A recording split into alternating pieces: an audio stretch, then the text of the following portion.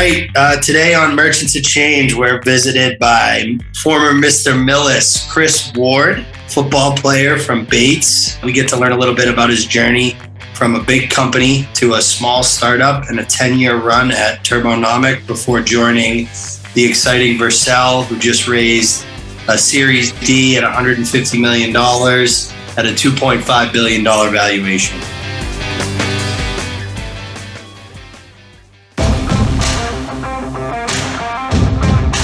I'm J.R. Butler, co-founder of the Shift Group, and you're listening to Merchants of Change. This is a podcast about transferring the skills and behaviors we acquire as athletes into being a professional technology salesperson. Each week, we'll introduce you to a top performer who will help us understand how they became professional merchants of change.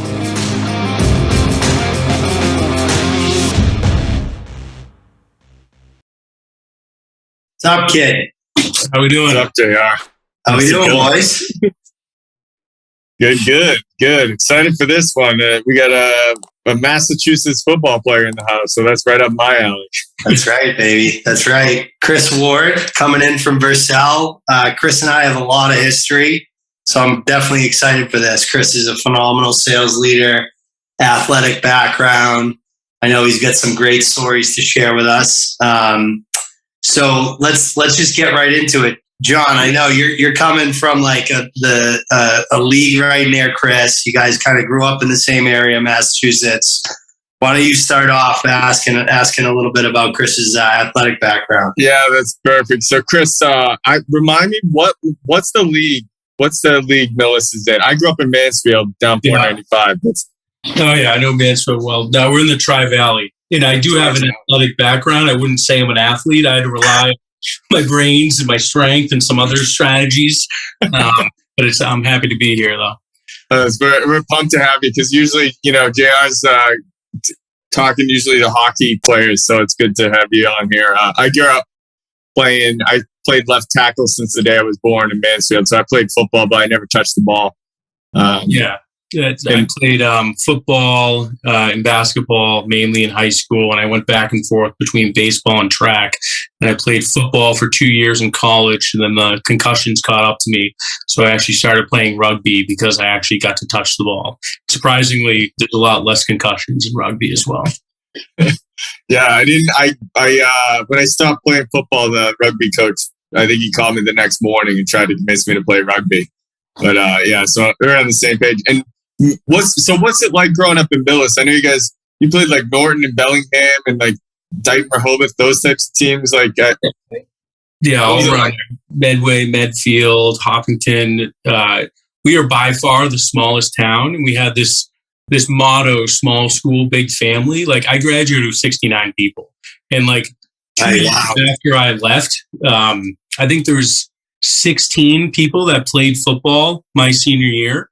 And 2 years after I left, we had to hook up with another town just to keep the program going. But like, it was like that. It was just a big fish in a small town, and I loved it. Yeah, Mr. Millis. Mr. Millis. It was the first ever Mr. Millis, which was kind of a pageant for guys. So it's not that cool on paper, but we took it pretty serious back then, and it was a good time. No, that's cool. I always like that because Millis is like, to me, growing up in Mansfield, we always think of Foxborough, North Attleboro and stuff, but Millis, Medway, Medford, they're all kind of like tucked away right off the highway in there. I don't even know how to get to Millis, but I know where Millis is. Yeah. If that makes any sense. It takes 15 minutes from Foxborough. Yeah, you're right there. And I hate Foxborough, so I have a soft spot for Millis. Yeah. But anyways, so you grew up with 69 kids you graduated with. So what kind of student were you in your class at Millis? I was a great student. I credit that I had a twin sister who was like straight A's. I was like straight B pluses. She was a 3-sport captain. I was captain football my junior and senior year, played basketball, but like National Honor Society, on all like the leadership councils and stuff like that. I was like very embedded in the community. Yeah, I would say you have to be because Bates is a great school. Great school. I actually did a recruiting trip up there. Went up to Bates and Bowdoin and did all the kind of NESCAC schools in Maine when I was looking at schools. And I knew a couple guys that went to Bates, and they were, for football, they were a few years older than me, but they were wicked smart guys. So what was that like? It was good. Like, I won't lie, a couple of years before I got there, I think Bates broke the NCAA record for consecutive losses in football. So like the football program like wasn't that successful. But like when I think back to it, like I think about all the relationships I formed, the people I met, and like it's the first time where like a sport became more of like a job, and I felt like I took it a lot more serious with like the demands that it had. But at the end of the day, we might not got a ton of wins, but like we had a great time. Did they really? They set the record for most losses? Yeah, it was tough. It was like, I don't even know how many years in a row they didn't win a game. And then we got there in my 2 years there. I think we went 2-6 each year because we only play other NESCAC schools. There was no like playoffs. There's nothing beyond that. And yeah, I mean, the Amherst and the Williams of the world tend to get like better recruiting classes. But yeah, we still had a lot of fun. They actually had a couple winning seasons years ago. They're trying to rebuild, but we'll see. Yeah. And what position were you at Bates?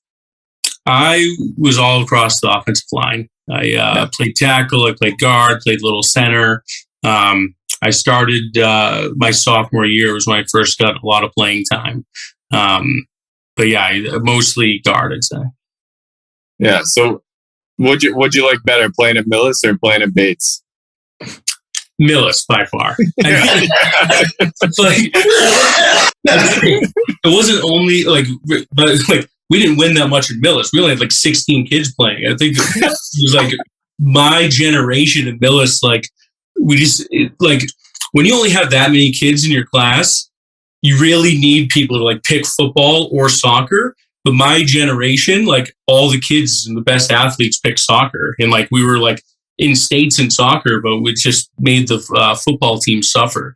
But like what I loved about Millis was like the culture on the team, because like we still didn't care, and like at the end of the day, we might not win the team battle, but like we would just focus on the individual battles, and we'd celebrate things like that because like we didn't have much. I remember football camp going against towns like Foxborough and Natick at that football camp in Wayland. I don't know if you ever went to that. Oh, yeah. Yeah. What was that like? I forget the name of it, but I went there. It's like touch football. Like, I think it was something like that, but we still like went through line drills. And I remember like we would beat up on all these big towns. But like the thing is, we had 3 really good kids. They had 40. So like that's just how it kind of worked. But it was a great culture on the team. And like it wasn't always like that. Both my brothers were football captains. I have a brother 4 years older and 8 years older. And like both of them won Super Bowls and like did great. But I just suffered from my class chose to play soccer. You're like me and JR. I know JR had some big wins at Holy Cross for hockey, but we celebrate glory days in the Hockomock League and playing high school sports. I think everybody from Massachusetts is like that, though. You know, there's like, it's a different type of mentality playing high school sports. The rivalries are so much deeper, too. And also, like, the world's so small then. Like, I remember it wasn't until I got to Bates I realized, like, how much bigger the world was. I was like, I remember hating all these towns surrounding me. And then you get to school and you meet, like, one of my good buddies from Pakistan. And I'm like, okay, well, who cares about Medway? Like, this is a whole different world for me. Yeah, I found the same thing. I mean, playing at Mansfield, we had to give you some idea, we had about 112 kids on our varsity football team. I was a captain and I had the same number as some sophomore. And they announced the sophomore in the state championship game instead of me because we both were number 50. It's like there's I think we had 6 buses taking people to games and 30 kids played. But that's funny. You're spot on with that. You know, who cares about Medway? JR and I learned that firsthand at Holy Cross. 100%. That's funny. The world's a lot bigger. Yeah. What's your best memory from your playing career, Chris? From all the sports? Other than Mr. Millis. Like you want my real answer? My favorite memory from playing any sports? Yeah. The game-winning shot in a intramural playoff basketball game. I was like, I was running like I don't like run with the ball. I don't pass the ball. I was always in a position that like didn't get a ton of shine. So like that was the only time I like really like had something cool happen. But like when I think back to college or high school, it's hard to think of like I got sophomore in high school. I got all-star as a sophomore in the league, and that we were actually really good my freshman and sophomore year. So like that was cool, and that recognition was cool. Being the first ever junior captain was cool. But like I just think back to like having dinners with my friends. Like those are always my like most fondest memories, and like maybe it's the concussions pushed out all the playing memories, but like I don't know, that's what like always rings to me. Yeah. So when you were studying at Bates and when you got to Bates, did you have any clue what you wanted to do after college? I knew things I didn't want to do anymore. So I remember growing up and I wanted to be like a firefighter because my dad was a firefighter. His dad was a firefighter. His dad's dad was a firefighter. My brothers both became teachers, and I thought that would be cool. But when I got to Bates, was the first time I ever saw like wealth. Like my roommate had a BMW. It was the first time I've ever seen a BMW. His dad was the corporate lawyer of Kellogg's, and I was just like, this is such a different world. And I remember also during college, I worked at a high-end moving company where we were delivering to like the famous athletes. We delivered to Tom Brady's house right on the Com Ave at the time. We went to Paul Pierce's house in Lincoln. We delivered to the Aerosmith drummer's house, and like the CEO of Bose in South Dartmouth had a $25 million house. And like, so I'm in college, and it's the first time I've seen like actual wealth compared to like how I grew up and like the life I was accustomed to. And then I'm also working at a high-end moving company, like going to these properties. And like, I remember like put this kind of determination in me, like, why can't I have these nice things? So like, that's where like, I was thinking, how do you get these nice things? And I thought sales would be like the best path. I was a sociology major. I was going to be a sociologist. Like, I don't know if you had thoughts on that, JR, but like JR. Yeah, I didn't know the path. But I remember like weighing between like healthcare sales and tech sales and deciding to go down the tech sales path because I was more interested in tech and I thought I'd enjoy learning it more. So you did? Yeah, go ahead, JR. You knew in college you wanted to do tech sales, Chris? I will say it wasn't like something I did right away because I graduated in 2009. It was like a market crash. Things were not good. I remember I had a kind of a temporary job, like managing a college bookstore. But I had been trying to get into tech sales since I graduated. Yeah. Really? Yeah. How'd you find out about it?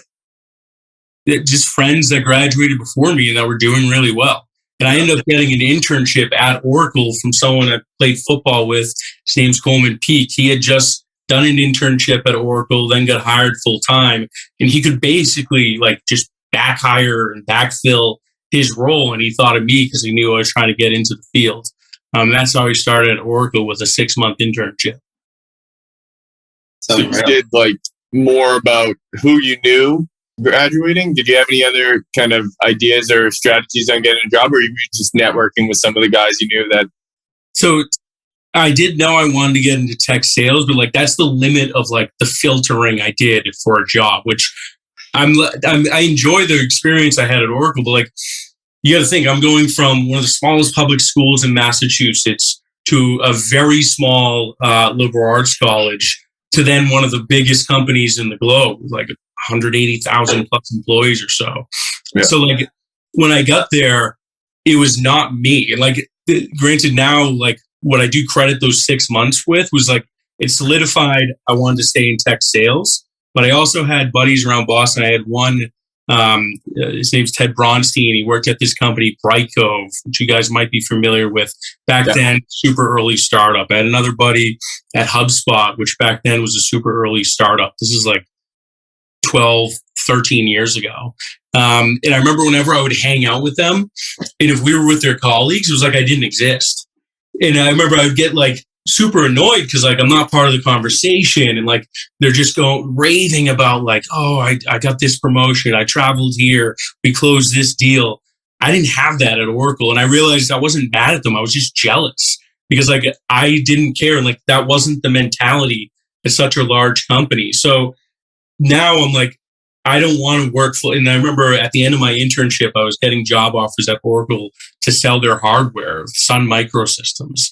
And I was like, absolutely not. Like, I need to go into a industry that's growing like this at a much smaller company. And I looked at virtualization, the cloud, security, and I tried to look at startups. And that's what eventually I got lucky. I talked to a recruiter who had just met Jimmy Mack, like, a couple weeks prior, and like Turbo was the exact type of company I was looking for. Maybe an earlier stage startup than I was really looking at, but it ended up all working out. So Chris, can you talk a little bit more about this? Because I think it's very interesting for some of our listeners. Like, I did not find my way into tech sales in college. I was trying to be an accountant or finance person on Wall Street, right? And you knew about it, I'd say, earlier in your days at Bates, and you knew you wanted to get into it, but then you got into a big corporation, realized you didn't want that pretty quickly. So a lot of our listeners are thinking, okay, I want to go into tech sales, right? Like they want to be in software sales now. Now it's a high paying, everybody knows about it. It's a big time job. So a lot of people are trying to break in, but everybody's thinking big company or small company. So can you talk a little bit more about the differences there? I think that's important. Yeah, I think it's important, like, to do some self-reflection and like think about things you're interested in, and like think about sports. Like, I couldn't imagine a different like upbringing I had and like giant teams or things like that. And like it went to such a small school, and I credit my mom for a lot of this. So both of my parents are from Dorchester. My mom wasn't college educated; she just worked straight out of high school. My father was a firefighter, but I remember in high school, my mom always being like, Christopher, math or computers? One or the other. You got to do, and I sucked at math. So like that just kind of stuck with me. And she wasn't wrong. I credit her all the time. Like, she didn't say anything beyond get into computers, something computers. And like, I'm not a programmer, I'm not a developer, I'm like nothing of that sort. So I was like, what can I do to be within tech and like do well in this industry? And I also like just looking at people that graduated before me, like that's what also the credit from like going to such small schools is like, you really know a lot of people, not just in your grade, but people that are older than you, and you see how they're doing and what they're doing, and you can network with them as well. But like, I think at the end of the day, like, it depends. Like, do you have a growth mindset? Like, do you really want to like make an impact or be a number? Like, the thing about Oracle is like, hey, here's the template for your job. Do this every single day. And if you hit these metrics, you can apply to this job after X amount of time. And I didn't like that. I was just like, I want to come in like a bat out of hell and like start like having an impact immediately and like help mold a company and like have a purpose. And like, that's what kind of drove me. You definitely did that at Turbo, Chris. You were really early there. But before me, I didn't realize that it was a recruiter that got you there. Can you just talk about like, you know, the early days at Turbo and like what that was a 10-year run. It was pretty incredible. I talk about it a lot with our candidates, but I think it's good for them to hear from somebody else about like what it was like in that environment and like what were the best things about it. Yeah. And the worst things about it. Oh yeah. I mean, there's a long list on both sides, but I think the end justified the means. So like, I do value that experience more than anything. It's what helped build my career. But I think about when I got there, like I knew what I was signing up for. Like I did and I didn't, but like I walk into my interview and I still remember I walk in and Jimmy Mack's like, well, you read a white paper, so you're hired if you want the job. You just got to let me know in a couple of days. I was like, it was completely disarming, but like there was only 15 people at the company then, and they were doing about $100K in revenue. And to think when I ended up leaving, it was closer to 200 million in revenue, 750 employees, and obviously a great exit with IBM. But I started off like ground floor, like SDR, just banging the phones. And I remember I told myself, like, you have to have a mentality about getting out on the skinny branch, because that's the only reason you should be joining a startup, is if you're going to continue to push yourself and not need to be like pushed, or like have, obviously need help along the way, but you have to have that determination. And I remember on my third day, right before or like next training, there was like 7 minutes in between, and Jimmy asked, does anyone want to make some cold calls? And my hand went up before I even knew it.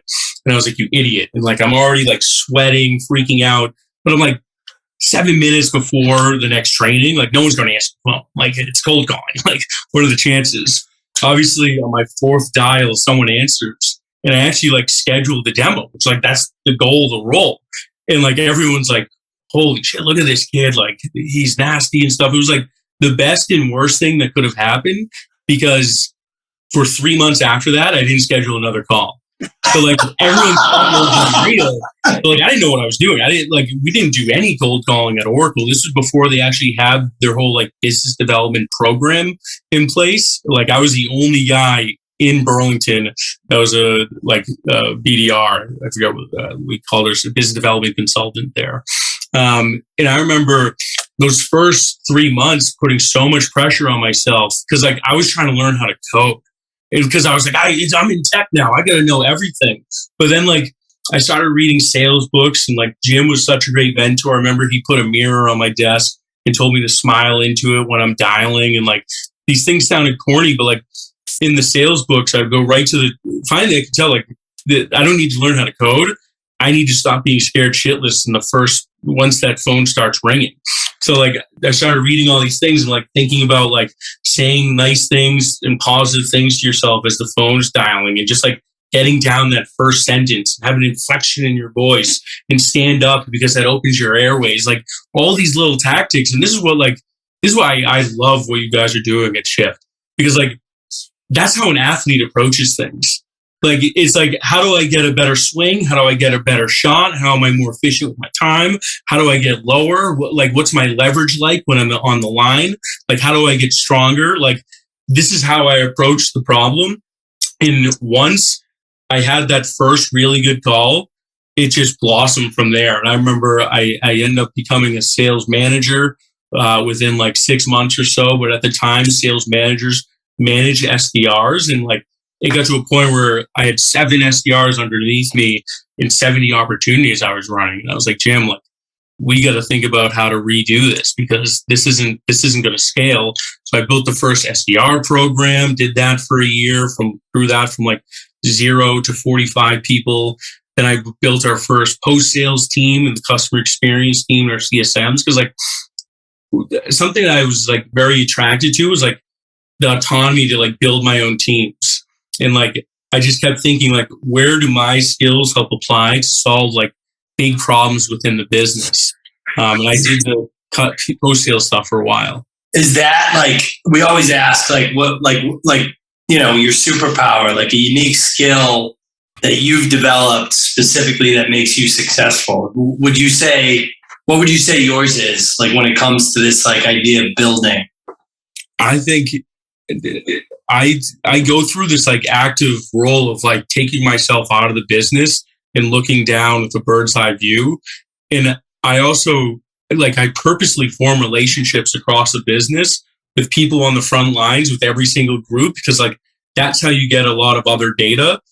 And then I just look at it from like that perspective, like, from all these different teams, how are they working together? How are they contributing to what our customers need? How is information getting to our customers? How is information traveling within all these different teams? So like, I feel like that's something I just put a lot of effort into doing.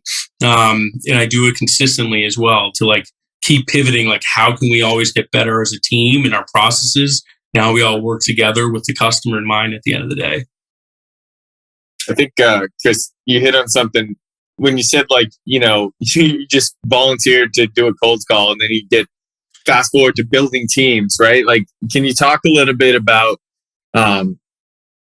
just that journey, right? Like, I think a lot of people, when they get into sales, they think, okay, well, you know, I'm gonna be making phone calls every day for the rest of my life, which, you know, a good salesperson should be on the phone all the time.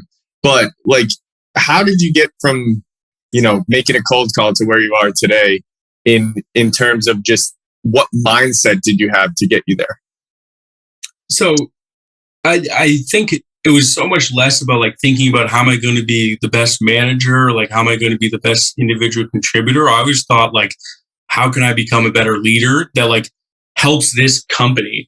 And I never thought like in an individual contributor role, like I could have much influence. Like I could have closed big deals, which would be good for the company. But like what I liked doing was helping people's careers grow.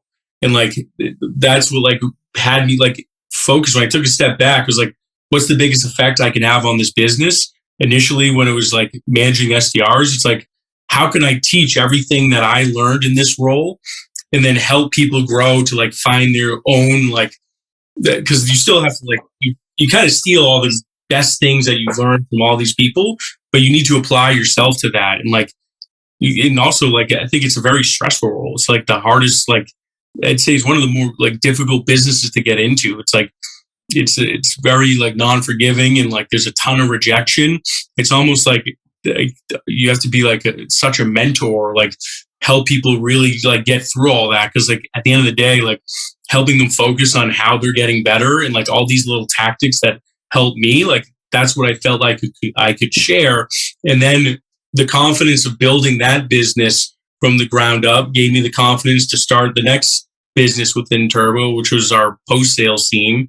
Because I also, what I noticed in the business was once I started managing the SDR team, we were able to get people promoted within 3 months. Because at the same time, we had great leaders like JR in sales management. So I knew my job was to drive as much activity to the business, get them as equipped as possible within the SDR role, and then passing them off to like someone like JR. He's going to teach them everything he can about sales. And considering I had done a lot of selling at Turbo prior, like I was handing them off with a little bit more knowledge than they would have had in the first place.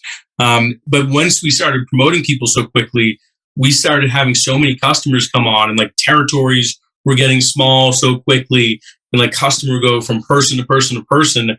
I noticed like no sales rep would ever talk to their customers. I also noticed in the industry, like there was this giant change going from a perpetual software model to a subscription model. So like thinking like in my career and my interests, like how can I like help grow this and like start being like, or have a bigger role just within the industry. I jumped on that as an opportunity to like start that post-sales team.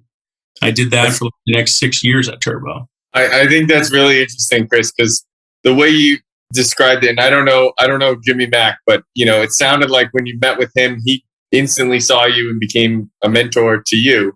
And then you grew your career out, becoming a mentor for other SDRs or ADRs as they came into sales. And JR, actually, he and I were talking recently and showed me a video of one of his early day business development presentations where he's the new kid on the block, and now he's, run organizations 10 times the size of, the group he was a part of then. So he has grown through mentoring younger kids coming on. You've grown the same way. Jimmy Mack's done it. I've done it. So, when I think about it from a sales and a sports perspective, it's like when you get in, you're like the freshman at base. And, when you're getting out, you're like the junior, the senior, and you're trying to bring up these freshmen. I don't know if that's the right way to think about it, but like, what? It's also, One thing on JR, I'm curious if you remember this, but I feel like I had a pretty good eye for talent in like the recruiting side and stuff. And like that also applied not just to people on my team, but people within the business. Cause I remember when JR joined, I was like, this guy's going to be unbelievable. And do you remember I spent like the first 2 weeks with you, hours a day until you learned the complete demo faster than anyone's ever learned it? And like, I wouldn't do that for people that wouldn't put in that same effort, but I would do that for people on the team as well. Like, and I was very honest with that. I was like, guys, I will stay here until midnight if you're willing to put in the work as well. But like, you have to be getting better. Like, if we go over something for 8 hours one day, we come back to the next day and everything's gone.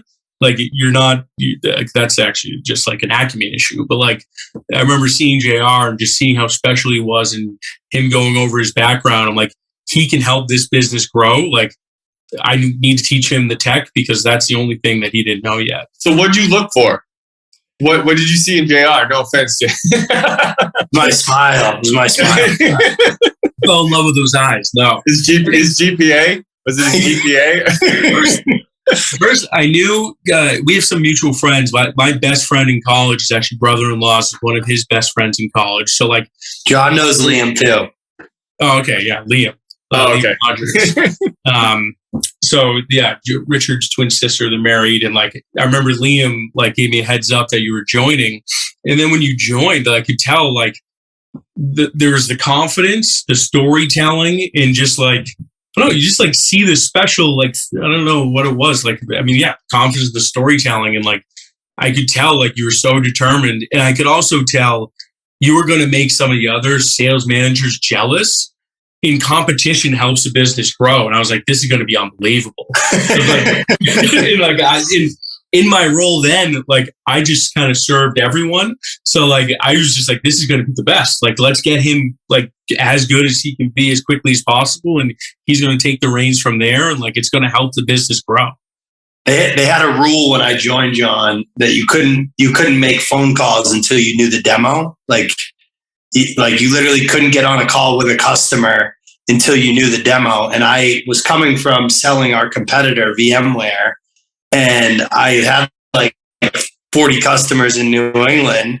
And I was like, I need to get on the phone with these guys. And I was like, Chris was like, oh, dude, I'll teach you the demo. And I was like, this kid that I knew from EMC had the record. He did it like Wednesday of his third week.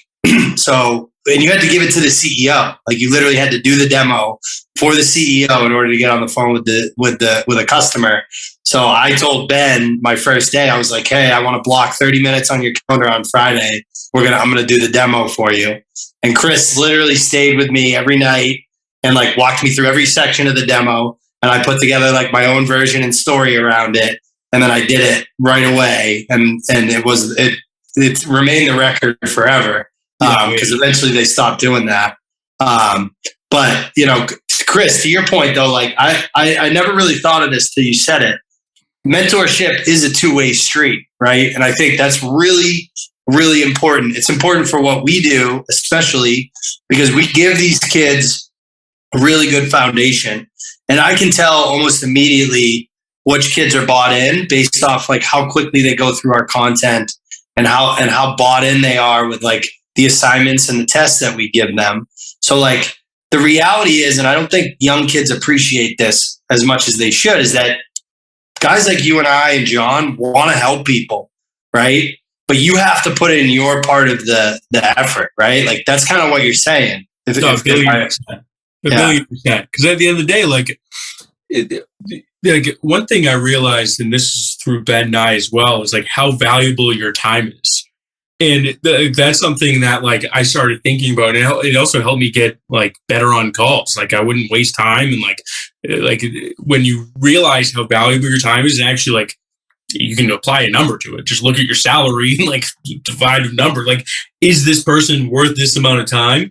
And you give them the first chance and then see how they respond. But like at the end of the day, if they're not like giving you what like you need to see that they have promise, to see that they're driven, like what's the point in spending like your valuable time with those people?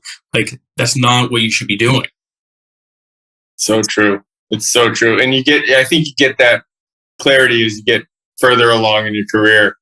And I mean, I'm just thinking like back to the high school football when we were at Mansfield, we were like, we were, my senior year, we won every single game. We were state champions, and we played. And the juniors they got on the field when it was a blowout. But we always, in practice, we would get so on them if they missed a block or, forgot who was on punt return, because these kids, we just wanted to teach them that was super valuable. And I remember they were like, well, we don't even play. Like, you guys will play Foxborough. We're not even going to get on the field. And then we were like, yeah, but this is for next year. This is for next year. And they ended up winning. And then they were just as hard in the class before. So Mansfield went on a long run after we did that in 2003. And it's just these guys had great leadership. Yeah, it's just like our leader was top notch. He was like, don't miss a block. I don't care how big the guy is, don't miss a block.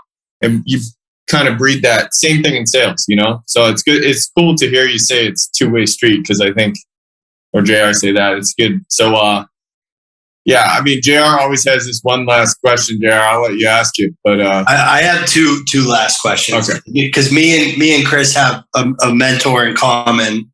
He's John. You just heard about him like the first episode, right? The namesake of our podcast, Merchants of Change, is Jim McInery, who's like, the coaching tree of sales leadership doesn't get much better than that guy, right? Like you look at VPs and CROs around the country that grew up at EMC and then Turbonomics and, then even BitSite, he's producing more sales leaders than probably any human being ever has. I would love to hear your favorite Jimmy Mack story if you've got one teed up for us.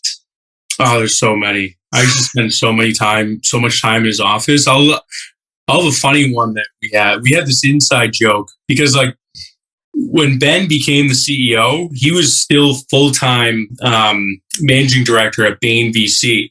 So he would like wrap up his day at Bain and then walk in at like 6:30 p.m. And I remember Jim and I used to just like try to wait him out and just to show face because he was the new CEO. And like I had a desk that like I could see Jim's face from like inside his office, and him and I would be like, what is going on here? It would be like 8:30 at night and Ben would be in his office and like we'd be like falling asleep at our desk. And we had this inside joke that Ben had a twin brother named Ken Nye, and that they just like switched off like sides, and like we used to say the tell because Ben like used to have an eye twitch, that his other eye would twitch, and that's how you know it was Ken. And like we would crack up laughing. It's like, yo, is Ken coming in now? Like, ready to go and like nervous about leaving. But like thinking back to a more serious story, he was the person that like helped me find my own more than like any other person. I like remember vividly, whether it was like metrics meetings or when I went up in front of the company, I was trying to be someone I was not. I was like trying to replicate other sales leaders and like their styles. And like, I remember Yotam was like very professorial, and like Matt O'Brien was like super energetic, and like Steve was like the kind of everything put together. And like I was trying to be very a lot like Yotam, and he was like, dude, like that's not you. Like you are like hysterical. You know your business. You're a great leader. Like stop trying to be someone you're not and just get comfortable with who you are. And like I took it home, and like I remember after that, I started every single like time I went up in front of the company, I would start off with a joke. And what I found was, number one, it made me so much more comfortable in speaking in front of the company, and it got everyone to listen. So now like people would get upset if I didn't speak at company lunch because like I was the one that had everyone cracking up. I still remember making fun of JR and saying he would be Blanche from the Golden Girls if I had to pick one of them because there's 3 other sales leaders. And like, but like this would have everyone in stitches, but then they'd all be captivated by what I was saying. So like, not only did it make me comfortable, but it also like got the point across and like understood by everyone I was speaking to. So I was like, all right, this is what I'm going to do like all the time. And like, it was just such a better path than like trying to just be someone I'm not. That's like the only advice, like that's advice you can only get from somebody that knows you. Like a true mentor knows, hey, this is what I need to say to this kid, and this is when I need to say it. And I think Jimmy Mack just has that knack for understanding what people need to hear at the right time to get them to that next level. And I definitely noticed that change in you too. And even though I was the brunt of probably like 80% of your jokes, it was worth it. You can take it. Well, I mean, I can't argue the Blanche thing. I mean, the record speaks for itself there. All right. So this is the last one, Chris. We talk a lot about professionalism, like, talking about, my dad used to say when we were little, like a lot of people play hockey, but not a lot of people are hockey players, right? Like there's a difference. And a lot of people sell software, but not a lot of people are software sales professionals. right? So we think the highest praise you can give to a salesperson is calling them like this guy, this girl is a pro. So what does being a pro mean to you in this industry? I think being a pro at the end of the day is someone that really looks at their craft and always asks how they can get better. And that's like asking the people around them. Like when I first got to Turbo, first got to Vercel, I met with every single person in sales and every single department leader in our go-to-market in the first 2 weeks, because I wanted to learn everything I can about the business and form these relationships. And you see other people join, and I think more about Turbo. The people that didn't do well were the ones that just came in and just like waited. Waited to be told what to do, waited to find out when the next training was, and like didn't put anything on themselves and didn't like add unexpected value. I think that's like some of those valuable people on your team are the ones that like bring new ideas, take different approaches, share that feedback with the team consistently, versus like someone that's not a professional. They want the transcript and they want the template and the slides, and they're just going to like go through the motions. It's like the people that think critically about the business and like try to ask questions and like, asking questions and being intellectually curious are also like huge parts of that. And like the sports side of that, I was alluding to it earlier. It's like, who's working out? Like who's trying to get stronger? Who's trying to get faster? Who's reading the playbook? Like the most embarrassing thing in the world is in JV basketball when a kid doesn't know the plays. Like these are not sophisticated plays. Like these people don't care. And like I think about that, it's the same exact thing. Yeah, accountability and giving. It's like giving a shit. Like give a shit. Like if this is going to be your profession, like maximize it, make the most of it, become a student of the game, and like do the work and like get out of your comfort zone. Right? Like that's it. Accountability. I love that. Great answer, dude. Love it. Chris, this was awesome. Thank you so much for hanging with John and I today, man. I really appreciate it. Thanks, Chris. Really, really love it. Millis Mohawks, baby. Loved it. Go. I'm going to drop the Mohawks name soon, but yeah.